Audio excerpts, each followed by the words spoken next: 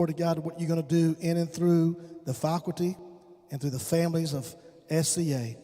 And Lord, you do a marvelous work in the future generations as we train up a child in the way he or she should go, so that, God, as they grow older, they will not depart from it. Lord, we love you. In Jesus' name, amen.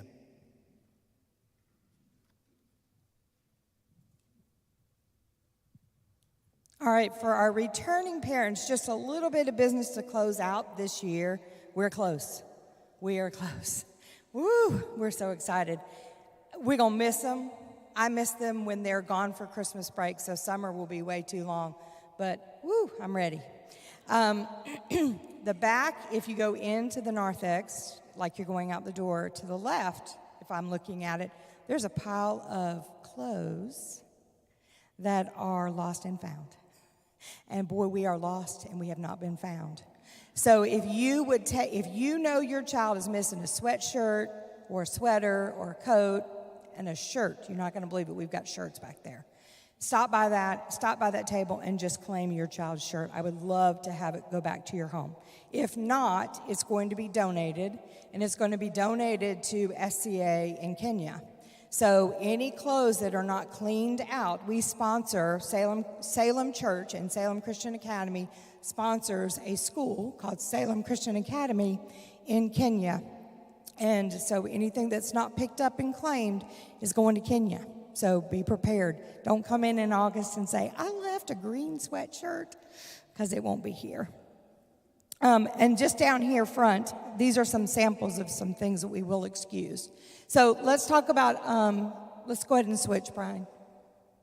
So let's talk about our birthday rule, because this is a question that Christy and I get constantly. And it's in our handbook, but it's a little obscure. So I would just want to make sure you understand, especially if you're a preschool parent. If your baby is not 2 by September 1st, or 3 by September 1st, or 4 by September 1st, they will not go to the next grade level. And there's a reason for that. The state of Georgia has determined that September 1st is the birthday rule, and that's the birthday rule that we abide by, all the Christian schools in Henry County abide by, and all the schools in Henry County abide by. And we had a situation this year where one of our kindergartners, she happened to be in the kindergarten year that I taught, which was last year. She was actually too young to be in kindergarten, and she was allowed to be there. And then for one reason or another, the family had a need to no longer come to Salem. They had a financial need, and she couldn't be accepted into another school. So I would never want to put our children in that situation where they cannot go to the next grade.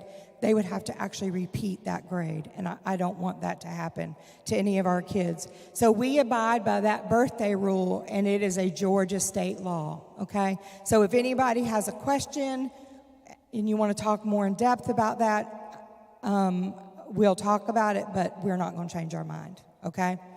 We'll talk about it all you want to talk about it, but we're not going to change our mind. Okay, go ahead and flip. All right, sick kiddos. Boy, howdy bum. I've missed 2 days of work this year, and I was sick as a dog. And I was really sick.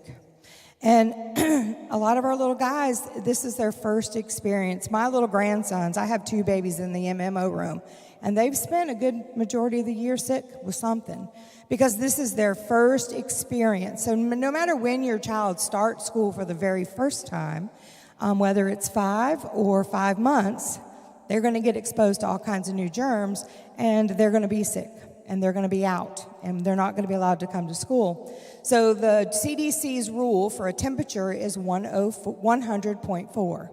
Now, if I call you and your child has a temperature of 100, it might not be the rule of the CDC, but we know that temperature's creeping up, and we need to come on and pick them up because we've got a fever for something. If they've thrown up, they threw up yesterday at Sunday school, they really shouldn't come to school the next day, okay? If they have an unexplained rash, please get it explained before you bring them to school, because I guarantee you in about 24 hours, someone else is going to have an unexplained rash, okay? So we're going to send this little handout, and you can post it on your refrigerator, and it tells you when your kids need to go to a doctor, when they can come back to school, and we take it pretty seriously, okay? We're not trying to be mean, but we're trying to protect the other 239 students that go here. So we're just trying to protect everybody, and we're trying to protect your children's teachers, because when they get sick, they're much harder to replace. I mean, it's really difficult for us to find someone who can step in a moment's notice and teach that class. So just be very, very mindful of when they're sick, what they need to do, and when they can come back to school. And you will get this in your open house packet, okay? Brian? All right. Drop off and pick up. Returning parents. We can only police the parking lot so well, and I need you to help me with this. The speed limit in the parking lot is 5 miles per hour. And that speed limit starts at the top of the hill, and it comes all the way down the parking lot, all the way around. And let me tell you why. The nice, pretty little old church called The Rock out here, that's our gym. That's where our kids go to PE. And when our elementary school age children start school at 8:30, they're in full swing by the time preschool parents roll around the school. And I happened to go out one day earlier in the fall to check with our PE coach. And when I stepped out of the Rock House, I almost got run over at about 45 miles an hour. We have a playground, we have an open field, and we have our little area for PE. Kids are all around this campus. We take them up to the park. We take them everywhere. And when they're in that parking lot, I need to know that they're safe. So I need you all to not pretend like you're trying out for the Indy 500, okay? 5 miles per hour at that driveway up there all the way down. And I know it's going to take a long time to get down here because 5 miles an hour is slow. But 5 miles an hour will keep our children safe, okay? The other thing I want you to know is that there's a traffic pattern. We don't go out this way and make a left-hand turn into traffic. It is for right-hand turns only. And and Christy and Jennifer and those of us who are doing car rider duty in the morning, we have held our breath and watched people make a left-hand turn out on 155 and just prayed you all the way to work, because it is terrifying to watch that happen, okay? We would really like you to use the light, and I know there's not a turn light, and we've talked about it, and if you'd like to call the Henry County government and request one, we will be there to support you on that. But we want you to enter at the light, come down through the driveway, and back this way. Not come through this driveway and then dart across the parking lot, because what's happening is you are racing the cars that are coming this way, and I have teachers unloading themselves and small children out of the staff parking lot and coming into the building, and they're trying to hold the hands, but we have some teachers who have 3 children, and they can only hold the hand of 2. And so inevitably, one is, maybe a little precarious. And I've had several teachers come to me at the car rider line and say, I almost got hit by a car. So I really, really, really need you guys to just follow the rule. We come in there, we make the loop, and if we're making a right-hand turn, you can go out this driveway and make a right-hand turn, or go back up to the light and make a left, okay? Just for me, because I don't want to see you all get creamed in the morning. And I certainly don't want to see it happen in the afternoons when your children are in the car. The other thing is, if you have a change in pickup, I need to have that in writing. And we know emergencies happen, but there's nothing madder than a grandmother in the parking lot at 2:30 when I tell her, you're not on the list, and I didn't get a phone call, and I don't have an email.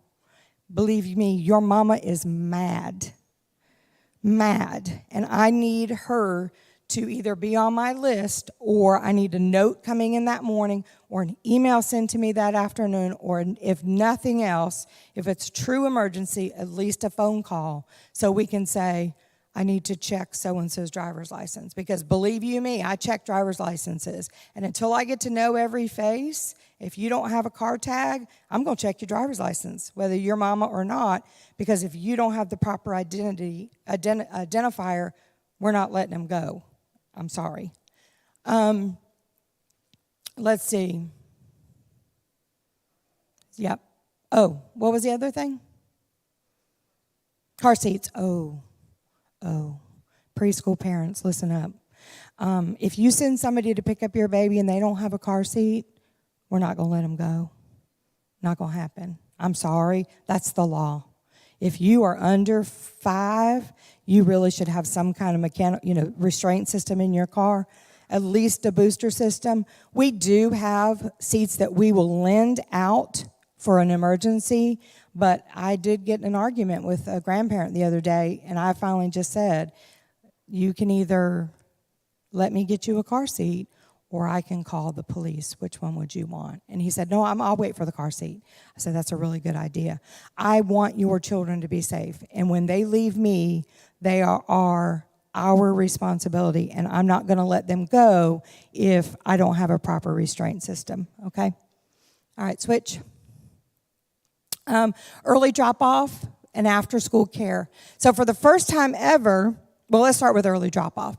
Preschoolers, if you've got 2 children, one in elementary, one in preschool, they can be dropped off at 8:30 at no charge to you, okay? 8:15, 8:30. When we start unloading cars, they can come on in. Those little preschoolers can come in on with their big sisters and big brothers. But if not, if you have just a preschooler, then when they come in, anytime after 7:45, it's an early drop-off fee of $5. Any elementary child that's here between 7:45 and 8:15 is also an early drop-off fee of $5. For the first time ever, we're going to let our 3s and 4s come to aftercare. The cost would be $15 a day, and if you need 5 days a week till 6 o'clock, we're going to be here to provide that for you.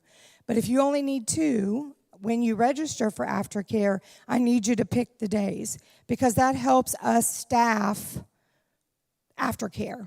And what we found this year is that we might have 11 kids on a Monday, but 27 kids on Tuesday. And it's really hard to pay staff and to balance staff when I don't really know who's coming. So when you register for aftercare, you'll choose your days. If you need to do a drop-in, there will be a one-time drop-in fee, but there has to be room available. So if you call and say, I have an emergency, I really need Tammy to stay today, we're going to do our dead level best to let Tammy stay, but if I have no room, you'll have to make other arrangements. Make sense? Okay. I feel like I'm lecturing you, and I don't mean to be doing it, but these are the things that I find when parents are reading the handbook that they kind of miss, and I just want to make sure you get them with great clarity, okay? Elementary attendance, elementary parents. It's important that students attend school every single day, and I will tell you, we did a study. I was in Henry County Public Schools for 30 years, and we did a study that the kindergartners who missed a significant amount of days for one reason or another had a greater risk for being dropouts in 12th grade. It is a true, honest statistical fact that a child who misses more than 20 days in kindergarten is already predicted to drop out of school before they get to the 12th grade. And we don't want that. We don't want that for any of our children. School is important, and kids need to be here every single day unless they're sick. Unless they're sick or you have some kind of a family emergency. We will accept 5 parent notes that says Tommy is sick. And then after that, you've got to get me a doctor's note, okay? So for every subsequent absence after 5 with a parent note, I need to have a doctor's note because we are held accountable through truancy for those children. If students are not in school by 8:30, you'll see, if you're a returning parent, you see that little tardy sign go out. And you know you got to get out and come sign them in. And whew, parents are usually mad at me when that happens. But 3 tardies equal 1 absent. So if you're chronically tardy with your kiddo, then for every 3rd one, you get an absence. And so really quickly, we can get through a lot of days of absences. After 5 unexcused absences, they're actually considered truant. And I've been pretty gracious this year about that, but I don't know how gracious I'll be next year because they hold our feet to the fire in the district as well. Not the school system, but the district and the court system. So we need to be honest with them. If students remain in school till 11:45, they are considered here for the day. So if you need to make doctor's appointments, it would be great if you made them after 11:45 because then they're excused and they are also counted present. And the last thing I need everyone to know is that vacations, family vacations, are not excused absences, okay? Emergencies happen. People pass away. You have to attend a funeral. Those are excused. But if you've planned a trip to Disney, you might want to plan it during our breaks. We've got lots and lots of breaks that come up. If you've never been here at Salem, we follow the Henry County School calendar. We get a week off in September and a week off in November and almost 3 weeks at Christmas and a week off in February and a week off in April, and we're out of school at the end of May. So if you could hang in with us and get your kiddos here all the days that we're here, that would be great. And I tell the parents every day in the car right along, because every parent has said, aren't you so glad the end of the year is coming? Or aren't you so glad it's Christmas break? And I say, yeah, for about a week. And then I miss them a lot. And I'm sad when the kids aren't here. We miss them. We want to know where they're at and how they're doing. And we want them to be here at SCA every day. All right, the curriculum. Ooh, I didn't realize how bad this would be. I just want you to know what curriculum your children will be using. So if your child is in first or kindergarten through 5th grade, they're going to be using the Bob Jones curriculum. If your child is in K4, they're going to be using the Bob Jones curriculum. And then if your babies are in 1st through 5th, they're still using the Abeka math. One of my pet peeves as a Henry County educator was that they would come up with these new curriculums, and they would spring them on us, and we would do them for about 2 years or 3 years, and then we never saw them come to fruition. And I decided when we were talking about changing our curriculum last year from Abeka to Bob Jones, we were going to do it in incremental steps for math, because math is a building block. And if you miss something in math, you have really missed math. So for our kindergartners this year, they're still on the Abeka. So next year when they go to 1st grade, they'll be on Abeka. And when they go to 2nd, they'll be on Abeka and 3rd. This year's coming kindergartners, the 24-25 kindergartners, they're transferring to Bob Jones. So they will always have had Bob Jones University math. Make sense? So we are still kind of teetering between the two curriculums, but if you have questions about that, we'll talk to you about that. But our 2s and 3s, they still use the Abeka curriculum. And so you will expect to see that curriculum coming home. But every other grade, you're going to see the Bob Jones, except for math for 1st through 5th grade. And then our Bible and our chapel curriculum is called the Orange Theory. It's the curriculum that Salem subscribes to for elementary and preschool children here on Sunday. And they've purchased such a wonderful package. It includes days of the week. And so your child will get a window cling, and it's going to have a virtue, and it's going to have a Bible verse. And we expect the children to learn those. And every Tuesday at chapel, they will be exposed to that curriculum, and they will be exposed to the love of Christ through that curriculum. They're exposed to the love of Christ through every day, every hour that they're here. But the curriculum that they will adhere to in chapel will be the Orange Theory. Uniforms. Okay. So uniforms, where you can find your uniforms, we're probably one of the most lenient. You can find your uniforms at Old Navy. You can find your uniforms at Target and Children's Place and Walmart or online, but we can only have them embroidered at Serendipity and Everyday Apparel.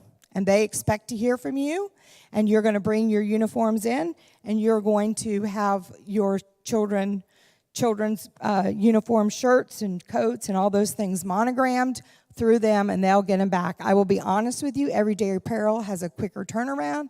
Serendipity tends to take a lot of vacation time. I'm just being honest with you. Some things that are not allowed. We don't allow sandals. And the reason for why we don't allow sandals on the children is our playground is covered in wood chips. And they get little splinters in their toes, and it's painful. So we say no sandals.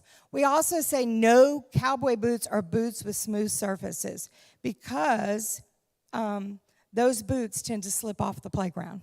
We do have a handout for all of our elementary parents, and you can pick one up in just a little bit, of the kinds of shoes for elementary. We're a little bit looser and more lenient with preschool, but we adhere to the no cowboy, no sandal, no Crocs. Crocs are very dangerous on the playground. They're cute, they're comfy, but they're not safe for the kiddos when they're navigating the playground equipment. And we don't like colored tennis shoes, especially for elementary. And the other thing we won't allow, and parents don't think about it, but we as educators have to think about it tragically. We won't allow light-up shoes, and there's a reason for that. If we go on a lockdown and we put a black cover over the windows and your child's shoe lights up, it shows the intruder where the children are. And I hate that children have to think like that, and parents have to think like that, and we have to think like that, but we do. And so we will not allow light-up shoes, because even as dark as the cover we put on the window is, you can still see the little lights through the cover. And I could never live with myself if something were to happen to a child because of a pair of shoes. We don't allow skirts, shorts, dresses that are shorter than the fingertip length. And let me tell you what happens. In about February, your children go shoop. And then I have all these gangly little girls and boys, and their skirts and skirts are about right, and shorts are about right here. And you're thinking, if I go out and buy new shorts and no skirts, by August, they're going to shoot up again. But I'm going to really need you to do that because they get out of the car and their little shorts are hanging out from the bottom of their dress. And we want them to always be dignified and always be proper. And little heinies don't necessarily say that. And then hoodies in chapel. This is something we're going to change.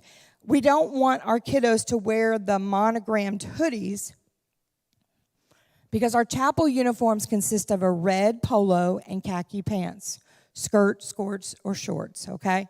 But it's always a red polo. That's what the kids wear. That's the way they wear it to chapel.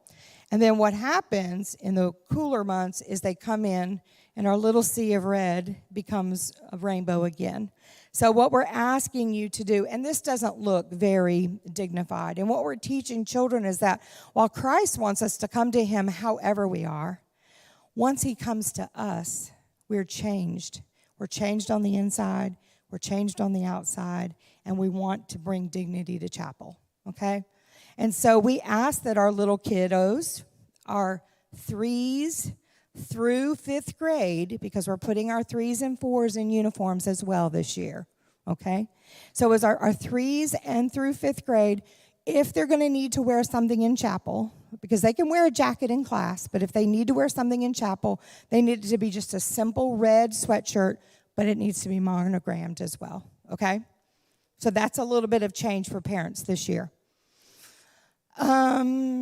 Anything other than simple jewelry, simple earrings, watch, a simple, delicate necklace is not permitted, okay? Big, bulky chains, dangly earrings, lots and lots of bracelets to our elbow. Those things are not allowed, okay? They're not on our dress code. The other thing is sparkly head adornment, simple bows. If the girls want to wear bows, red, yellow. Yellow is one of them. Red, navy, light blue, pink. You can wear those colors that match your polo, but you can't wear sequins and strings. And we had a little time where our 2nd grade girls were just giving me a fit. They were going as far as they could go. As many things as they could stick in their hair and as many little pieces of jewelry, but we want to teach them we come to school dignified, okay? We're coming to a private school for a reason. So that's just our don'ts. All of our do's are in our handbook, and when you signed on and you got your log on and you registered your child, you were made aware of the handbook. We will give you a copy of the handbook at open house. The only reason why we're really meeting tonight is it was very difficult to meet with all the parents at open house because we had about 200 kids just ready to go meet their teacher, and they couldn't sit still, and it was hard to talk to you guys. So it's just easier if we meet separate, and then you've got all summer to call and ask questions or express concerns or whatever you need to do, and then we'll be ready for open house in the fall. Brian? Okay, Facebook. We communicate through Facebook all the time. The teachers will shut down this year's Facebook in just a few days and be ready to open up a new Facebook for your class next year. Facebook is a wonderful way to watch your child grow and develop and learn and see what they're doing. And we want you to use it. We want you to invite your parents to it. What we don't want you to do is we don't want you to invite your neighbors and your best friend, because you have to remember these are people's children and your child has other children in the class. So we want to be very, very mindful who we invite to Facebook. The other thing we want to do is we want to talk about what Facebook is not, okay? If you have a concern about a teacher or something that's going on in the class, please pick up the phone and call me. I have never left this building where I haven't returned a phone call. What's going on in your kids' class is really, really important to me. And if you have a question, I want to answer it. But I don't want Facebook to be a forum for bashing teachers or bashing other students. And that has happened. And so I want to be able to continue to use Facebook in a really uplifting and fun way for you guys, but I want it to be purposeful and not unkind. The other thing I don't want it to you to do is rely on it as a sole source of information about what's going on in your child's class, okay? Because you're going to get handouts every week, and you're going to get calendars, and you're going to get, you'll get, help me, I did emails, and you'll get newsletters. That's the thing I was thinking about, newsletters about what's going on in your child's class and what tests are coming up and those things. So don't let Facebook be the one place you look every week. Make sure you're checking your child's folders for all those other pieces of information. And just be really, really careful about inviting to the class. And the other thing I want you not to do, and this happened to me personally, was that I taught kindergarten, and I did things that I thought were fun and creative and innovative. And my next door neighbor, my friend who taught kindergarten, did things she thought were fun and creative and innovative, but we didn't always agree on what we wanted to do. So sometimes we didn't do the same thing. And so parents were comparing us and then criticizing us for not doing exactly the same thing. And that's just not a good thing, because every teacher likes to do what they like to do and like to do it a way that they like to do it. So I ask that you not invite your friends to the Facebook page who have children in another class, because really they're different teachers and they do things different. They may do things exactly the same. They may do things completely different. It just depends. And I don't want teachers being compared one to the other. Okay? All right, okay. For my upper grade parents, 3rd through 5th grade, this has become a little bit of an issue because, you know, most parents, when you're working with your kiddos in kindergarten, 1st and 2nd, you're checking out what they're doing. You're helping them with their homework. You're making sure they get it all done. But by the time they get to 3rd grade, you're like, okay, they need to be a little bit independent. They need to be able to work on their own. I get that. I respect it. I raised 5 kids. I get it. Okay?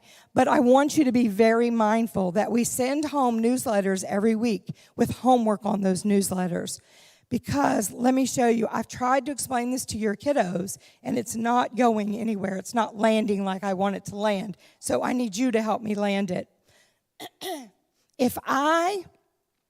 Test in class, across the board, count 50% of your grade, okay? And then quizzes count 20. And classwork counts 15, and homework counts 15. If I have 100 average on all my tests, and I have 100 average on all my quizzes, and I have 100 average on all my classwork, which would be very rare, right? Very rare, come on. But I never do my homework, and I have a 0. The highest grade I can make is an 85. So my straight A's could become straight B's like that. And I have tried every which way to be creative with a particular grade this year about homework. I have taken their recess away and sat them with me, and we did homework together every afternoon. I have given them rewards for doing their homework. I have done I've stood on my head and begged them to do their homework. I've showed them the math of what happens when you get a 0. And it just didn't go anywhere. And kids' grades are dropping like lead really quickly over homework. So know that your children are going to have homework almost every day. If you're a 4th grader, you know that every Monday, Tuesday, and Thursday, you're going to have homework. You're probably going to have some extra homework. Miss Stillwell is very gracious. She never gives homework on Wednesdays. I can't say that about every teacher. I can say that about Miss Stillwell. So know that you're going to have homework. So when your child comes home and says, I don't have homework, what you want to bet it's a story. Okay? So just be mindful, helping your child see that homework not only reinforces a concept, helps you study for a test, helps you complete a project, but it also affects your grade greatly. And when you don't do it, there's a consequence. And so we have patrols, and so all of our 5th and 4th graders get to be patrols. And to be a patrol, it's not about being the best student in class, but it's about being an honest student, a friendly and caring student, and a student who does what they're supposed to do. And so when I have a student who comes to me and says, I've never been a patrol, and I say, oh, let's look at that. Let's look at our homework grade. Do we do our homework? No, I didn't. Well, are you being honest? Are you doing what you're supposed to do in class? No, I'm not. That's why you're not a patrol, okay? So help the children understand there are consequences for their grades, consequences for extra rewards, consequences for consequences, okay? All right, you can go. Is that the last slide, Brian? That's it? Oh, y'all lived. So down here, you'll see some examples of some uniforms for girls. Boys, they're pretty boring. It's either khaki pants or navy pants, khaki shorts or navy shorts. And then this year, it's red, blue, baby blue, white. I don't recommend white. I don't recommend white at all. At all. Somebody had a blue cupcake today and a white shirt. It was very bad. It was very sad. We also are adding hunter green. We added hunter green last year and maroon. We are taking away Kelly green. If you have thank you. Oh, you're so good to me. If you have a Kelly green shirt, you can use it until your child outgrows it, but don't buy another one, okay? Oh, thank you. I thought I had done that before. So that's your hunter green. So we're getting away. And the girls, they have pink and purple, light, not hot pink. And they're pretty. I don't recommend them. Miss Latirza was a really cool art teacher, but it's really, really messy in there.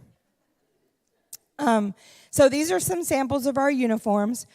We also, going out this door into the Welcome Center, Miss Jennifer, stand up.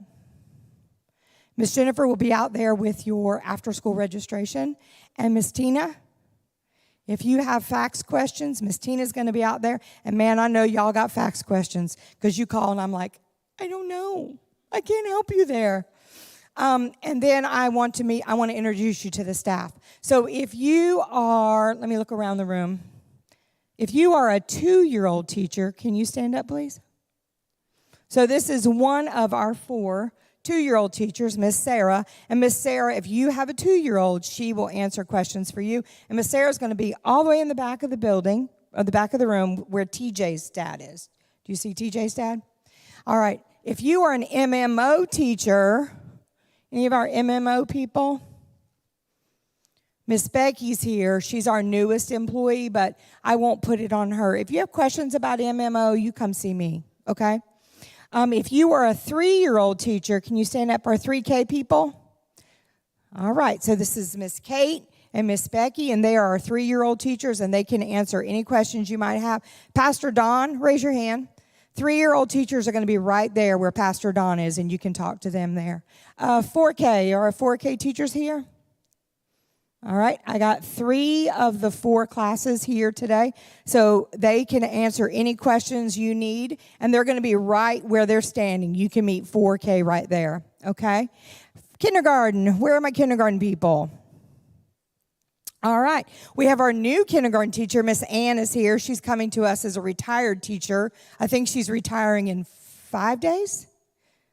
4. She's retiring in 4 days, and she's starting right back. So she's going to be our newest kindergarten teacher. Miss Lemaster is not here. She's had a family emergency. Where Ann is standing, right there, raise your hand, Ann. That's where our kindergartners will meet, okay? First grade, the cousins, stand on up. They do everything together. They're cousins, I swear to you. These are our first grade teachers, and we'll have them meet right back there, okay? If you have questions of our first grade teachers, you can meet there. Second grade? Second grade. All right, there's our second grade. We're going to move you over here to this section right here. Third grade teachers. We have Miss B and Miss Megan, our newest teacher. She's coming to us from Henry County Schools. I stole her. I'm so excited about it. They're going to meet over here in this section, okay? Fourth grade, Miss Stillwell. All right, fourth grade. Fourth grade is going to meet on this side in the balcony, and fifth grade, Miss Van Gorder. And fifth grade, if you got a fifth grader, you want to ask some questions, let me tell you. Miss Van Gorder's right here, and she's going to be on the other side of this balcony, okay? Upstairs. Thank you all for coming. If you just...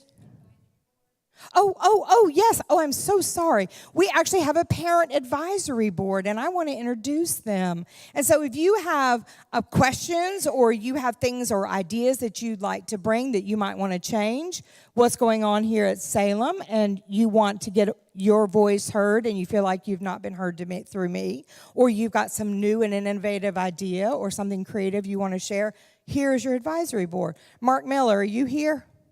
Mark Miller, he's representing elementary school. Jamie Mangum, are you here? This is Jamie. He's also our other elementary representative. Megan Torres, are you here? There she is. She's representing preschool. And Lisa, you're going to have to stand up because your husband didn't show.